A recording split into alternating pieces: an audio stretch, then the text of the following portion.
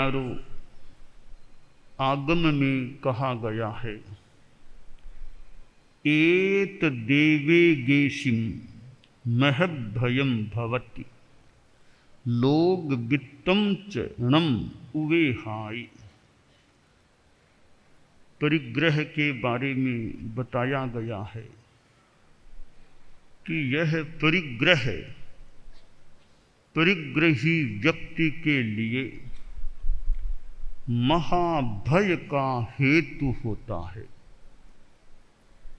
जहाँ परिग्रह है वहाँ भय को भी पनपने का अवसर मिल सकता है।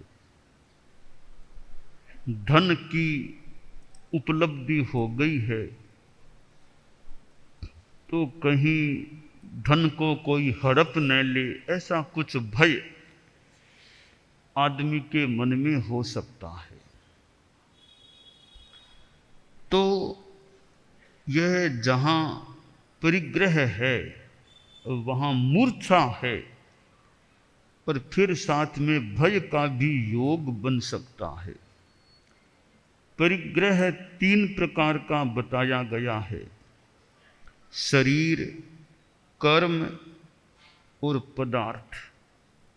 ये शरीर के प्रति मूर्छा होती है तो शरीर भी एक प्रकार का परिग्रह बन जाता है, और कर्म जो लगे हुए हैं वह भी एक परिग्रह है। पदार्थ, चीजें आदमी के पास होती है वह भी परिग्रह होता है।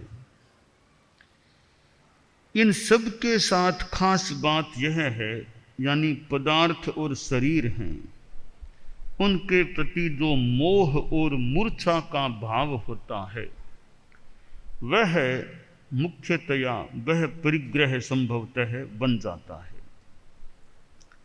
अब परिग्रह के साथ भय का योग कैसे हो जाता है, और वो परिग्रह की मूर्छा है वो कैसे आदमी की आत्मा को मोक्ष की ओर बढ़ने में कुछ बाधित कर देती है। एक सन्यासी था, यूं वह एक छोटा सा आश्रम उसके पास था, आश्रम में ही वह रहता था और जप तप भी किया करता था, पर वो परिग्रह वाली थोड़ी कमी थी। उसके मन में आया कि क्या बात है, इतना जप तप किया है, कोई साधना की कोई निष्पत्ति तो नजर नहीं आ रही है। किससे पूछूं कि निष्पत्ति क्यों नहीं आ रही है।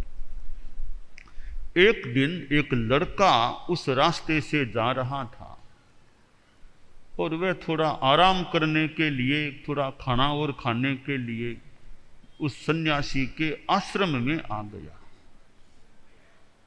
सन्यासी ने भी थोड़ा बहुत प्रेम से भी, आओ बैठो खाना खा लो, अपना रसोड़ा चलता है। लड़के ने खाना खा लिया, आराम कर लिया, फिर थोड़ी देर बाबा के पास आकर बैठा तो बाबा ने पूछा, कहाँ जा रहे हो आज? कहा, महाराज कोई आगे कोई बड़े योगी महाराज रहते हैं, उनके दर्शन करने और कुछ प्रश्न पूछने के लिए जा रहा हूं। तब सन्यासी ने कहा, बहुत बड़े योगी हैं वे, तुम प्रश्न पूछने जा रहे हो, एक ये मेरा भी प्रश्न पूछ लेना कि मुझे सन्यास लिए 25-26 वर्ष हो गए हैं, अभी तक साधना में कोई निष्पत्ति वाली बात नहीं लग रही है। क्या कारण है, क्यों नहीं निष्पत्ति आ रही है साधना में? अरे कब आएगी?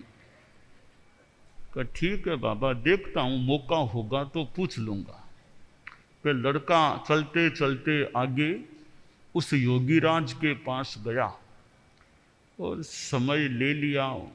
उनके जो व्यवस्थापक थे, समय दे दिया, बातचीत की, अनेक प्रश्न पूछे, इस सन्यासी का प्रश्न भी पूछ लिया। वापिस वह लड़का अपने गांव की ओर जा रहा था तो रास्ते में यह सन्यासी का आश्रम आ गया, यहीं रुका, खाना पीना कर लिया और फिर बाबा के पास बैठा। तो बाबा ने कहा मेरे प्रश्न का उत्तर लाए हो क्या? कि हाँ बाबा, उत्तर लेकर आया। तो क्या उत्तर दिया योगी राज ने? लड़का बोला थोड़ी सी गोपनीय बात है, आप अपने भक्तों को या तो दूर कर दो, मैं थोड़ी एकांत में ही बात बताने की है। तो सन्यासी ने और सारे जो सेवक लोग थे उनको दूर कर दिया। एक सन्यासी एक वो लड़का दो रूम में रहे। तो बोल क्या बताया है योगी राज ने? लड़का बोला योगी राज ने कहा उसकी साधना सिद्ध होगी कैसे, सिद्ध कैसे होगी? मैंने कहा महाराज क्या बात है, क्यों नहीं होगी? अरे सिद्ध होने में एक बड़ी बाधा है। क्या बाधा है? कि उस सन्यासी के पास एक कीमती हीरा रखा हुआ है, बहुत कीमती हीरा उसके पास है। जब तक वह हीरे का त्याग नहीं करेगा, हीरे को नहीं छोड़ेगा, तब तक साधना की सिद्धि नहीं हो सकती। तो महाराज योगीराज ने यह मुझे से भी इशारा किया कि यह बात कहो ना, थोड़ा एकांत में कहना उसको। तो यह मुझे बात योगीराज ने कही है कि सन्यासी के पास कीमती हीरा है, हीरे के प्रति मोह भी है। जब तक हीरा नहीं छोड़ेगा साधना की सिद्धि नहीं हो पाएगी। हीरा छोड़ देगा तो बहुत जल्दी उसकी साधना में अच्छा निखार आ जाएगा।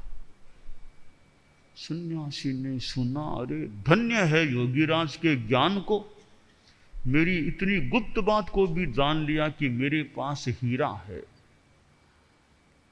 तो लड़का बोला बाप जी बात सही तो है ना, कोई हीरा है कि नहीं आपके पास, ये तो मुझे बता दो।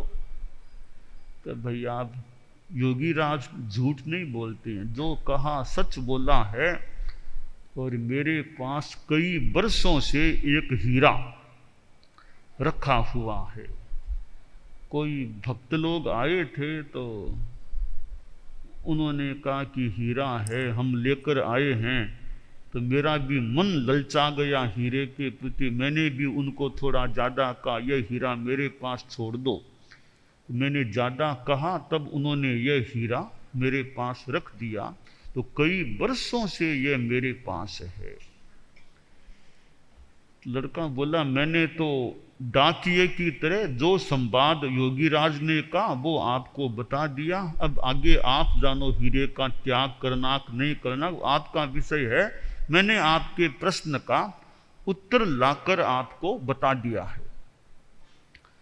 तब सन्यासी बोला उत्तर तो तुमने बता दिया, पर अब मेरे लिए मार्गदर्शन मिल गया कि हीरा जब तक नहीं छोड़ूंगा तब तक साधना सिद्ध नहीं होगी।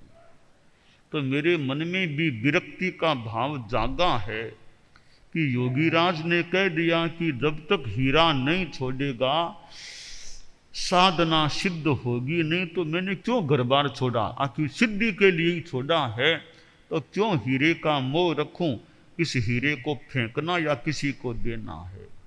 महाराज वो आपकी इच्छा, मैं तो जा रहा हूं, आपको जो करना हो आप कर लेना, मैंने आपका काम कर दिया। नहीं काम कर दिया, अब मैं हीरा किसको दूंगा, यह हीरा तुम ही को दे देता। तुम तो गृहस्थ हो, मैं तो सन्यासी, तुम तो गृहस्थ हो। कहा बाबा ठीक है, मैं तो आपका प्रसाद मान लूंगा अगर आप मुझे देना चाहते हो तो। अंदर छोटे वाले कमरे में उसको ले गया और बाबा ने वो डिबिया निकाली तो देख लो आंख से ये हीरा है। लड़का बोला महाराज हीरा तो बहुत ही कीमती है, ये मैं भी थोड़ा इस कार्य में रहता हूँ, हीरा तो बहुत ही कीमती है, आपकी कृपा है कि हीरा आप मुझे दे रहे हो। तो सन्यासी ने वह हीरा उसको संभला दिया। लड़का बोला बाप जी आपने दे दिया, आपकी कृपा है, पर मेरा एक सुझाव है आपको। आपने मुझे हाथ में दे दिया, मैंने ले भी लिया, तो मैं सोचता हूं कि जिन्होंने आपको हीरा दिया है उन्होंने तो आपको दिया था, अब आप मुझे सौंप रहे हो, इससे बढ़िया हो आप मुझे एड्रेस बता दो किन्होंने आपको दिया था, मैं उन्हीं को यह हीरा वापिस संभला दूंगा। मैं क्यों रखूं दूसरों का हीरा, आपको दिया हुआ आपको भुलाना है, छोड़ना है, तो जो इसके मालिक हैं जिन्होंने आपको दिया आप उसी को संभलाएं तो ज्यादा बढ़िया होगा। सन्यासी बोला मैं तो अब अपने पास रखूंगा नहीं, योगीराज ने कह दिया कि साधना सिद्ध होगी नहीं तो मैं तो नहीं रखूंगा, मैंने तुमको दे दिया, अब ये एड्रेस मैं तुमको बता दूं ये मेरे लोग हैं, उनसे तुम्हारा संपर्क हो जाए तो तुम भले उनको दे देना कि बाबा जी ने ये हीरा वापिस आपको दिया है। लड़का बोला ठीक है आप मुझे एड्रेस दे दो। तो वह लड़का उन लोगों से संपर्क किया कि भी मुझे आपसे मिलना है, जो खास उसका मालिक था देने वाला उससे मिला। बोला साहब मुझे गोपनीय एकांत बात करनी है। उसको कहा कि यह हीरा बाबा जी के पास था, बाबा जी ने यूँ योगीराज से संपर्क हुआ, यह हीरा मुझको दिया, तो मैंने कहा अभी मैं क्या करूँगा, आपने आपको जिसने दिया मैं उसी को संभला दूँ। तो वो आदमी बोला साहब मैंने तो हीरा छोड़ दिया दे दिया, मैं तो वापिस लूँगा नहीं, इसलिए या तो बाबा रखे तो ठीक वरना तुम रखो, मैं वापिस हीरा नहीं लूँगा। कितना बड़ा त्याग उस आदमी का कि मैंने तो बाबा को दे दिया, अब मैं तो वापिस लूँगा नहीं, बाबा ने तुमको दिया है मैं लूँगा नहीं, तो हीरा तुम्हारे पास रह जाएगा, तुम रख लो। लड़के के पास हीरा रह गया, वो लड़के की तो गरीबी सारी मिट गई, इतना कीमती हीरा आ गया, और सन्यासी की साधना जल्दी काफी निखार को प्राप्त हो गई कि परिग्रह को छोड़ दिया। तो यह परिग्रह है वो साधु की साधना में एक प्रकार की बाधा है।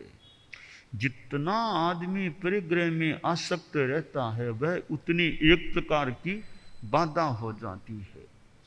तो यह साधु है, कोई कह दे भाई मैं इतना जप किया इतना किया बहुत अच्छा है, बहुत कोई अच्छे मंत्र का पाठ किया तो बहुत अच्छी बात है, तो पाठ कर लो, ऐसा परिग्रह अगर साधु के पास है तो वो संभवतः पाठ करने का फल तो छोटा होगा और परिग्रह को छोड़ देगा, वो बड़ी साधना होगी।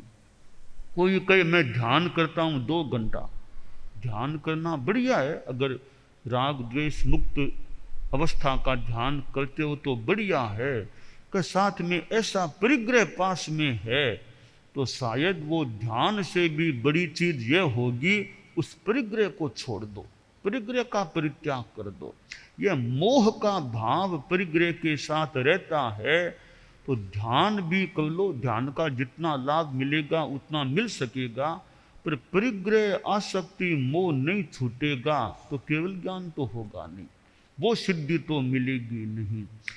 इसलिए साधु का यह अपरिग्रह का जो एक व्रत है, नियम है, वह बहुत बड़ा एक नियम होता है कि साधु मूर्छा नहीं, मोह नहीं, रुपया पैसा सोना चांदी हीरा पन्ना मानक मोती, इन चीज़ों से साधु का जीवन मुक्त है। तो यह साधु का एक त्याग है, संयम है, बहुत बड़ी साधना है। संस्कृत में कहा गया है द्वेधा द्वेधा भ्रमम चक्रे कांतासु कनकेषु च तासु तेष्वत्यनासक्तः साक्षात भर्गो नराकृति ही, कि ये संसार में 2 भ्रम पैदा किए गए, भ्रम हैं कंचन और कामिनी, इनका जो त्यागी है वो बहुत बड़ा आदमी है। सद्भिः साधु रुच्यते कांतासु कनकेषु च भ्राम्यति भुवनत्रयम् तासु तेषु विरक्तो यह सद्भिः साधु रुच्यते। क्या द्वितीय है परमेश्वर है, ये कंचन कामिनी का जो परित्यागी है वो तो परमात्मा का दूसरा रूप है, या वह एक दुनिया का साधु पुरुष होता है। आयारों में यहाँ कहा गया है, एत दे वेगे सिम महब भयम भवती। यह कईयों के लिए महान भय बन जाता है। यह परिग्रह, यह मूर्छा, वो एक भय का कारण बन जाता है। तो साधु सन्यासी का जीवन है, और अगर अपरिग्रह का नियम ले रखा है तो फिर उस साधु को परिग्रह से बचना चाहिए। रुपया पैसा आदि आदि के प्रपंच से, नहीं ये मिल जाए वह मिल जाए, कुछ नहीं, इनसे बच करके रहे तो वह साधु की बड़ी साधना है। ये महाव्रत है, वो बड़ी चीज है। और तपस्या तो हो जितनी करो, न हो तो कोई बात नहीं, मत करो। 3 घंटा जप कर सको तो ठीक, न कर सको कोई बात नहीं, कम कर लो कोई बात नहीं। पर अपरिग्रह का जो नियम है, और भी जो महाव्रत हैं, उनका पालन करते रहो। तपस्या हो तो ठीक, ज़्यादा न हो तो कोई बात नहीं। कि ज़्यादा विद्वान बन सको तो बढ़िया, न बन सको तो कोई खास बात नहीं। पर इन महाव्रतों का, संयम का वो पालन ठीक करते रहो। तो यह अपरिग्रह का संदेश जो आयारों में दिया गया है कि शरीर के प्रति भी मोह छोड़ो। शरीर के प्रति भी मूर्छा है तो वह भी एक प्रकार का परिग्रह हो जाता है। संसार में कितनी चीजें, भौतिक चीजें हैं, जगह जगह आपको बड़े बड़े मार्केट हैं, मॉल हैं, और हैं बड़े बड़े शहर हैं, बढ़िया बढ़िया चीजें मार्केट आदि में मिल सकती हैं। पर ये जो परिग्रह का संसार है, भौतिकता का संसार है, आध्यात्मिकता से इसका सीधा कोई मेल नहीं खाता है। कि आध्यात्मिकता का जो जगत है और यह भौतिकता का जगत है, ये भौतिकता का आकर्षण, भौतिकता का मोह, ये तो संसार का मार्ग है, संसार में ले जाने वाला, जन्म मरण की परंपरा में धकेलने वाला। और जो ये अध्यात्म का मार्ग है, आध्यात्मिकता है, यह मोक्ष का मार्ग है। यह आत्मा को मोक्ष की ओर ले जाने वाला होता है। तो यह संयम का जो पथ मिलता है, दीक्षा लेने वाले दीक्षा लेते हैं, और जो त्याग का जीवन जीते हैं, दीक्षा लेना, संसार का एक प्रकार से परित्याग कर देना, सांसारिक जीवन का त्याग कर देना, और संयम का, तप का, अध्यात्म का जीवन जीना, ये बहुत ही ऊंचा मार्ग है। राजा के लिए भी साधु वंदनीय हो जाता है, और तो क्या आसाधना न हो तो देवों के लिए भी साधु वंदनीय हो जाता है। तो इतना बड़ा स्टेटस ये त्याग और संयम का होता है। तो परिग्रह पास में है तो आपके पास है, जितने के मालिक आप भले हो जाओ, आपके पास जितना है उतने के मालिक आप हो सकते हो। यानी दुनिया का कितना थोड़ा सा परिग्रह आपके पास है, आप बस उतने के ही मालिक हो। जिसने परिग्रह को छोड़ दिया वो कितनों के लिए पूजनीय बन जाता है, वंदनीय बन जाता है। यानी परिग्रह को छोड़ने से आदमी वंदनीय बन सकता है। परिग्रह को रखने वाला, परिग्रह में मोह रखने वाला, वो वंदनीयता से नीचा हो सकता है या उसकी वंदनीयता में कमी रह सकती है। तो हम जैन शासन में देखें, ये अपरिग्रह का जो साधुओं के लिए विधान व्यवस्था है, कितनी ऊंची बात है कि साधु को यहाँ तक, हमारे यहाँ न तो ट्रस्टी बनना, कि कोई संस्था में साधु ट्रस्टी बन जाए साधु को ट्रस्टी भी नहीं बनना। बस साधु तो बस ठीक है, अपनी साधना में रहे, कोई धार्मिक आध्यात्मिक बात हो तो भले बता दो, पूछ लो, कर लो। और ये ट्रस्टी परिग्रह के साथ जहाँ लगाव हो वो साधु के जीवन में नहीं होना चाहिए। यह बस परिग्रह आदि का जो त्याग है वो साधु को ऊंचा उठाते, वरना तो जैसे गृहस्थ हैं वैसे ही साधु हो गए, दोनों एक जैसे हो गए। गृहस्थ भी इसी तरह संस्थाओं में और में लगे हुए हैं, परिग्रह में लगे हुए हैं, वैसे ही साधु लग जाएं तो साधु में गृहस्थ में कितनी समानता हो जाएगी। तो यह अंतर है गृहस्थ का और साधु का, कि गृहस्थ परिग्रह वाले हो सकते हैं, साधु अपरिग्रही हो, यह बड़ा अंतर है। गृहस्थों के समान हो जाए फिर गृहस्थ क्यों वंदना करेंगे, हमारे जैसे ये है, हम क्यों इनको वंदना करें। तो साधु ऊंचे रहेंगे तो वे गृहस्थों के लिए पूजनीय हो सकेंगे। तो यह परिग्रह की बात आयारों में बताई गई है कि जिनके पास यह परिग्रह होता है, मूर्छा जिनमें होती है, ये महाभय का कारण भी बन जाता है, बन सकता है।